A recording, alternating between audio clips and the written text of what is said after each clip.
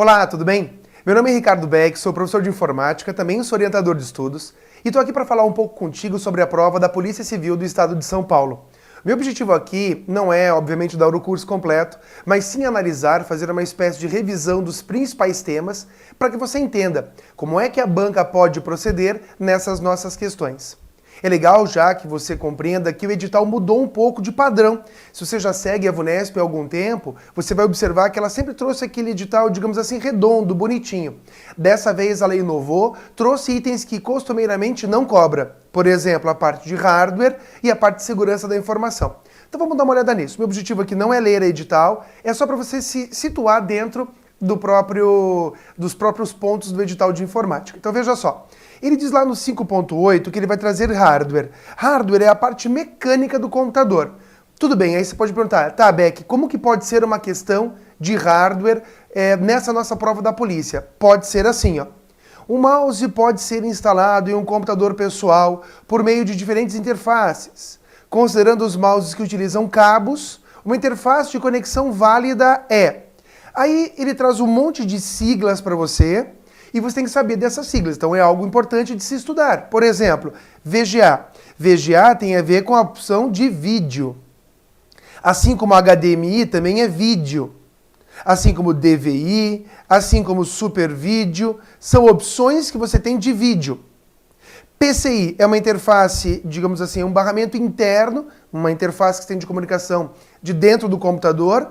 Tenho também SATA, que você pode lembrar e relacionar com a conexão de HDs, de SSDs, é uma porta de comunicação. E eu chego aqui então no nosso PS2. PS2 é uma porta de comunicação já não muito nova, mas ela existe para conexão de teclados e de mouses. Então, letra D. Saber das siglas. Dá outro exemplo de questão, olha aí, ó. Só que agora, nesse caso, ele não trouxe a sigla, ele trouxe por extenso. Assinale alternativo contém o nome de um padrão que permite conectar e desconectar mais de um periférico, uma impressora, um pendrive, um teclado, por exemplo, em uma única porta, sem que seja necessário desligar o computador. HDMI é esse primeiro. Você já está vendo que ele adora cobrar esse lance e tem a ver com vídeo. VGA, com vídeo também. Ó, USB é o que a gente procura. Universal Serial Bus. USB, de fato, é hoje o quê? Um dos meios de comunicação com hardware, digamos assim, mais universal, como o nome diz, né?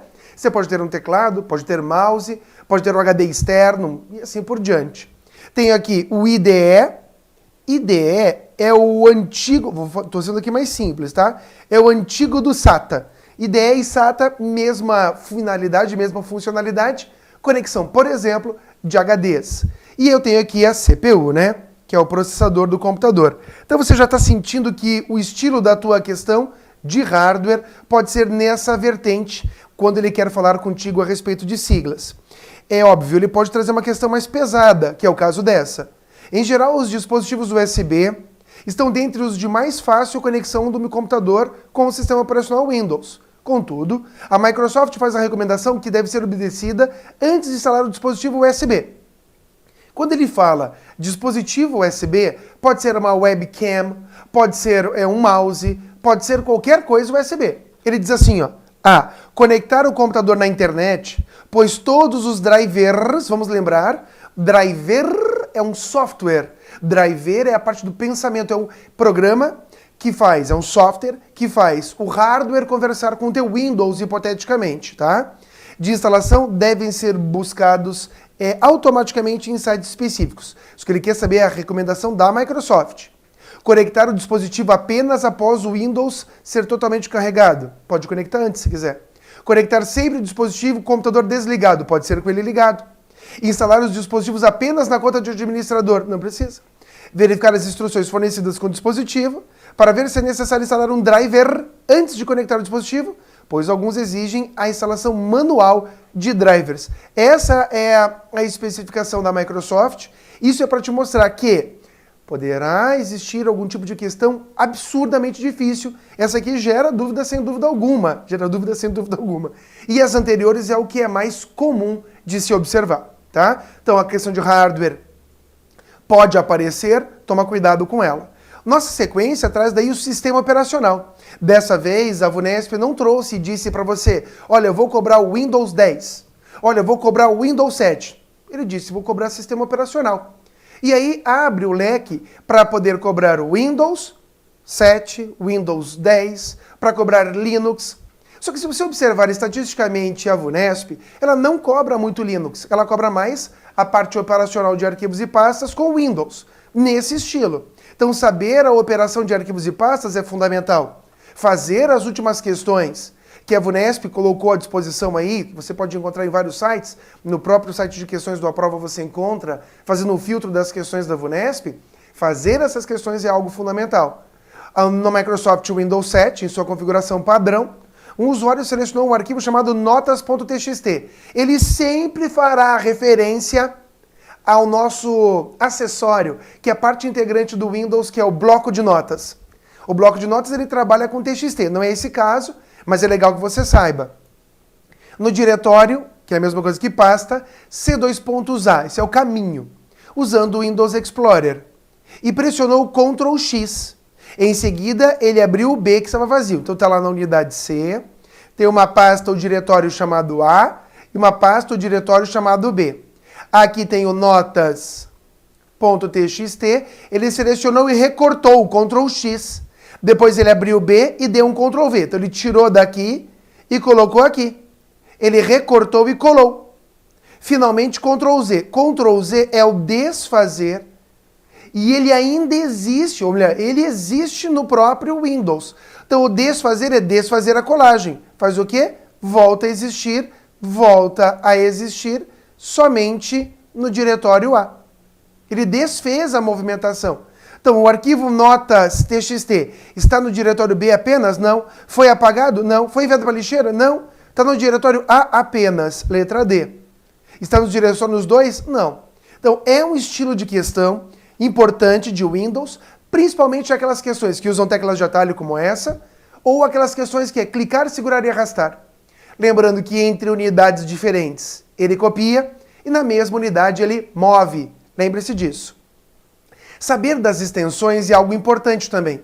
A cenário alternativo contém apenas extensões usadas no Windows 7, com o pacote do Office 2010, ou seja, Word, Excel, PowerPoint, em sua configuração padrão para aplicativos, para arquivos manipulados pelos aplicativos de edição de texto. Qual é o aplicativo de edição de texto? O Word. Doc ele trabalha? Trabalha. RTF ele trabalha? DocX ele trabalha, letra A. TXT texto puro até trabalha, PNG imagem, DocX tudo bem. BMP imagem, RTF tudo bem, Doc tudo bem. TXT tudo bem, JPEG imagem, BMP imagem. PDF, ele consegue salvar. O 2013 consegue abrir. RTF tudo bem, imagem não.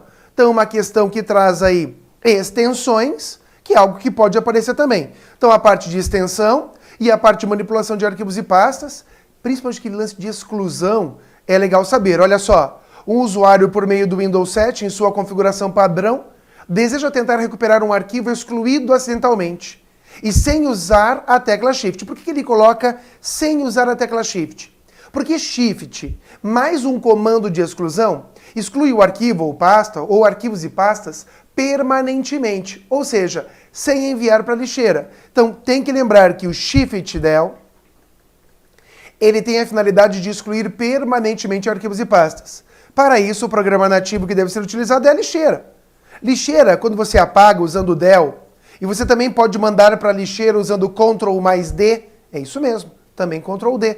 Ele vai para a lixeira e você pode recuperar. Mapa de caracteres é um acessório que você tem aqui, ó. Iniciar todos os programas, vou em acessórios, e depois de acessórios, ferramentas do sistema. E aí eu acho o mapa do caracteres, tá?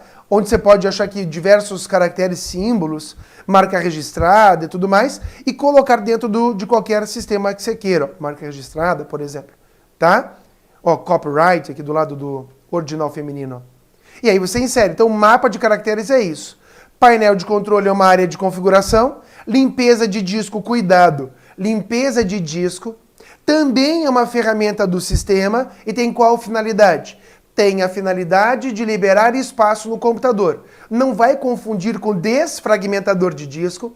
O desfragmentador de disco é uma ferramenta do sistema que tem a finalidade de aumentar a velocidade, o tempo médio de acesso aos arquivos no teu HD, porque ele reorganiza os dados, os arquivos, em blocos vizinhos, em blocos contíguos, aumentando a velocidade. Algumas pessoas acham que o desfragmentador libera espaço no computador. Não, não, não, não. Desfragmentador organiza os teus dados. E informações do sistema, questões mais técnicas ali do teu sistema mesmo, né? São detalhes ali do teu sistema. Então você vê que dessa questão, a letra certa é a letra B, onde ele mistura acessórios, ferramentas do sistema, justamente com a lixeira, que tem a ver com a operação com arquivos e pastas.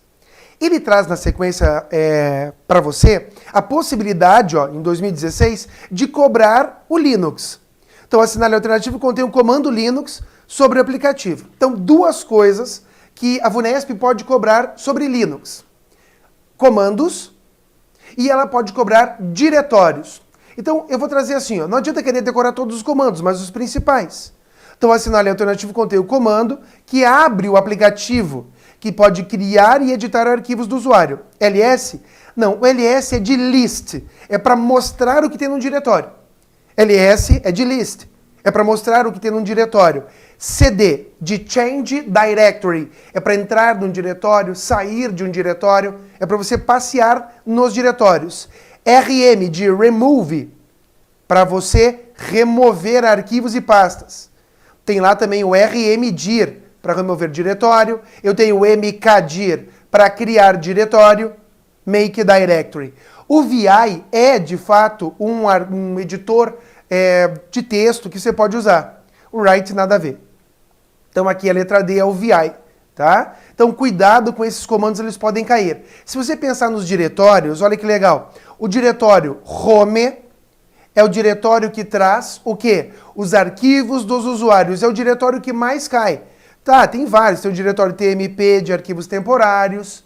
Eu tenho o diretório root, onde ficam os arquivos do superusuário. Superusuário é chamado de root. Então, se você for analisar comigo, saber ou revisar os diretórios e os comandos do Linux, é bacana. Isso se ele for cobrar. Ele não escreveu o Linux no teu edital, mas ele falou sistemas operacionais, né? Então, tomar cuidado com isso. E aí ele traz o editor de textos, sem falar qual, né? Ou quais. Então, você pode ter que pensar em estudar o Word e o Writer. Apesar que, estatisticamente, o que ele mais cobra é o Word, e as questões do Word acabam sendo as mais difíceis. Olha só. A colocação de um cabeçalho em um documento editado no Word pode ser feita por meio de qual guia, de qual localização. Então eu acho que a sacada agora é você pegar, abrir e entender onde estão os elementos. Decorar a guia página inicial e a guia layout da página. Aqui o grupo configurar página eu vejo como fundamental. Vejo como fundamental a guia página inicial e a layout da página. Essa questão trata da inserir, cabeçalho e rodapé. Olha o símbolo de número de página, que é o hashtag. Cuidado com isso. Ele está na pista de cobrar. Pode ser feito por onde? Pelo layout da página? Não. Pelo design? Não. Pelo layout da página? Não. Inserir no grupo comentários? Não. Inserir no grupo cabeçalho rodapé? Botão cabeçalho. Só que eu não quero que você se abale com essa questão. Eu quero que você se abale com o ícone aqui, ó. Olha o ícone, número de página. A VUNESP, ela pode cobrar imagens? Sim, ela pode cobrar imagens. Cuidado com isso. Dá uma olhada. Um documento composto por diversos parágrafos de texto foi editado no Word, versão em português, na sua configuração padrão. Posteriormente foi necessário que todo o texto de um desses parágrafos fosse exibido no formato taxado. Ó, taxado. Viu ali? Após a seleção do referido parágrafo, o recurso que permite atribuir é esse aqui, taxado. Aqui é sobrescrito, sublinhado, subscrito itálico. Você vê aqui como Ctrl mais Shift mais a tecla mais. Aqui é Ctrl mais S. Aqui é Ctrl mais igual. E aqui é Ctrl mais I. São teclas de atalho que é bacana que você saiba também. Essa questão mostrando o botão taxado, letra C. É claro que ele pode cobrar tabelas também. E essa questão aqui ela é emblemática. Então veja, um usuário em uma tabela de 4 linhas e 5 colunas selecionou essa terceira linha do Alexandre por completo. A Assinale Alternativo contém as teclas que devem ser pressionadas para eliminar a linha selecionada, deixando apenas 3 linhas e 5 colunas. É backspace. Letra A, é backspace. Esse cara aqui, ó, del, vai apagar o conteúdo. Ele vai apagar apenas o conteúdo. E só por curiosidade, se eu fizesse Shift mais del, seria o recortar. Ela sairia dali, mas ela estaria pronta na área de transferência. Então aqui no caso é backspace, que é a tecla para excluir ou uma linha ou uma coluna. Del apaga só o conteúdo, mantendo a estrutura da tua tabela. Então cuidado aí. Aí Ctrl+C é copiar e assim tem as opções ali, tá? Aí é óbvio que ele pode cobrar, eu pulei aqui a parte de planilhas eletrônicas, porque eu vou dizer assim para você, planilha eletrônica é a questão que você vai garantir, porque ele pode misturar o Excel com o Calc e vai cobrar função. Então saber as funções, C, maior, menor, já falou sobre isso. Tem um item novo no teu edital que ele traz assim, ó, o uso de voz sobre IP, o VoIP, Voice over IP. É a forma que nós temos de trocar som, hoje tem vídeo também, né? Mas trocar som usando a própria internet. O WhatsApp deixa a gente fazer isso, eu faço ligação. O Skype deixa eu fazer isso também. Tem várias ferramentas que permitem que eu converse com outras pessoas no mundo, sem usar, obviamente, a linha telefônica. Existem telefones próprios, Skype, você pode comprar créditos se você quiser usar, sem problema nenhum. E, óbvio, que tem a maioria das ferramentas gratuitas. Hoje no Skype você pode fazer vídeo, você pode fazer não só voz, mas vídeo. Se quiser só fazer voz, que é voz sobre o endereço IP, VoIP, é um termo que pode aparecer. E aí ele traz os elementos de rede. Eu só estou tirando daqui a proteção e segurança, tá? Mas o resto, tudinho, ele pode cobrar no estilo assim. Em geral, a especificação completa de Uniform Resource Locator, URL, tem que saber a sintaxe da URL. Protocolo, o computador, o diretório ou subdiretório e o recurso, o resource, o arquivo que está procurando. O URL dá o endereço certinho daquilo que está buscando, tá? Então, bacana saber. Ele traz aqui um exemplo. E ele diz, sobre esses campos é correto afirmar que o domínio determina o servidor que torna disponível o recurso, ou, claro, o documento solicitado. O que você acha? Na mosca. A porta sempre será um número menor ou igual? Não, a porta pode ser enorme. Navegação 8080, sei lá. Aí o caminho especifica as redes por meio das quais não. O fragmento é uma parte obrigatória? Não. O esquema pode ser apenas HTTP? Não, pode ser FTP também. Para transferência de arquivos pode ser FTP também. Então você acaba observando essa questão, letra A. Se a VUNESP cobrar alguma coisa de URL que é comum, ela também pode cobrar alguma coisa de protocolos. Porque, olha, ela já disse dos protocolos aqui e ela pode trazer mais. Veja, a comunicação entre computadores conectados à internet é feita por meio de protocolos, que são conjuntos de regras. Existem protocolos distintos para cada tipo de serviço de comunicação. A Sinal Alternativo contém, respectivamente, um protocolo de navegação e um protocolo de envio de e-mail. Envio de e-mail, sua mensagem está partindo. SMTP. Não vai confundir com SNMP, que é de Simple Network Management Protocol, que é um protocolo para gerência de redes simples. Então aqui, ó, gerência de redes, envio de e-mails, navegação com segurança. Beleza.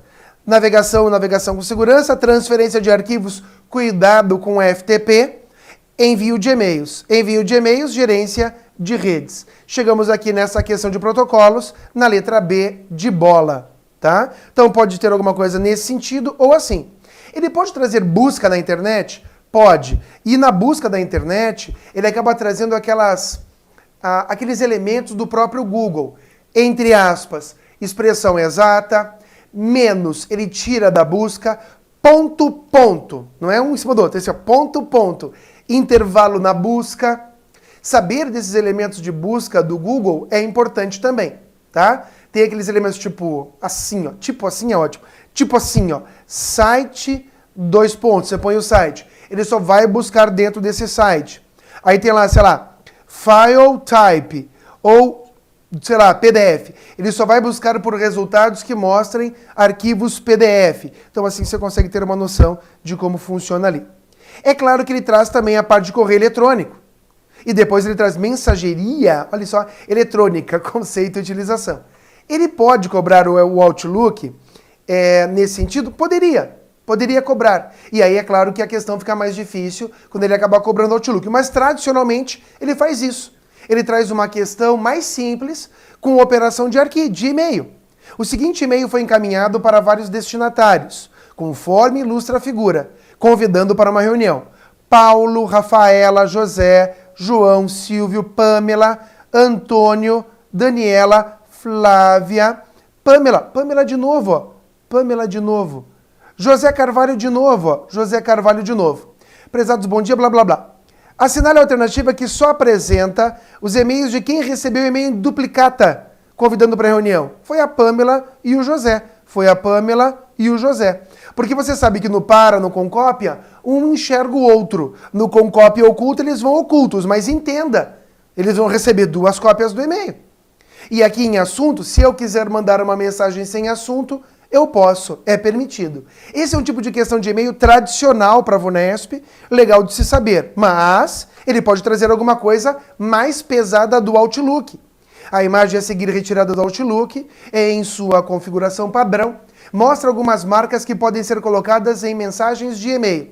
Olha lá, hoje, amanhã, essa semana. Ele diz assim, ó, assinale a alternativa que apresenta o nome dado no Outlook para essas marcas apresentadas aí na imagem. Aí você deve imaginar, pô, eu não sei. Pois é, aí é meio que para matar o velho mesmo.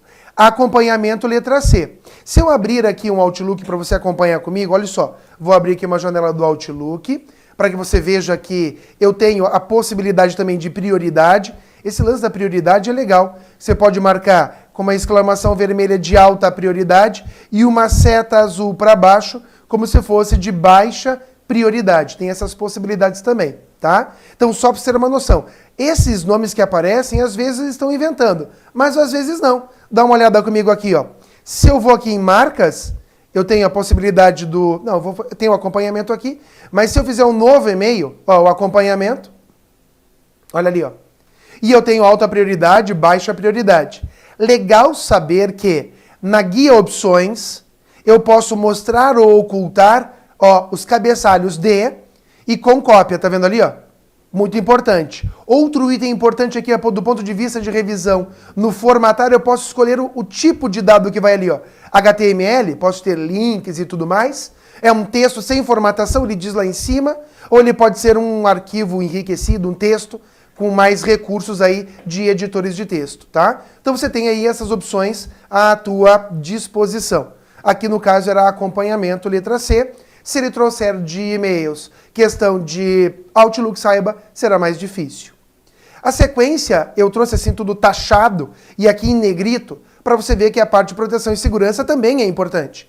Não é, assim como ó, coisas novas desse edital, para você abrir os olhos. Hardware, a parte de VoIP, que ele trouxe novo, então ele vai cobrar com certeza, e também a parte de segurança, que não é do feitio da VUNESP cobrar. Tá? Então, se eu pego aqui, ó, estilo da VUNESP, olha como é antiga, como não é do feitio. Lembrando que leitura fundamental é daquele site lá, ó, o cert.br, onde você encontra uma cartilha de segurança com todos os elementos necessários para você arrebentar aí.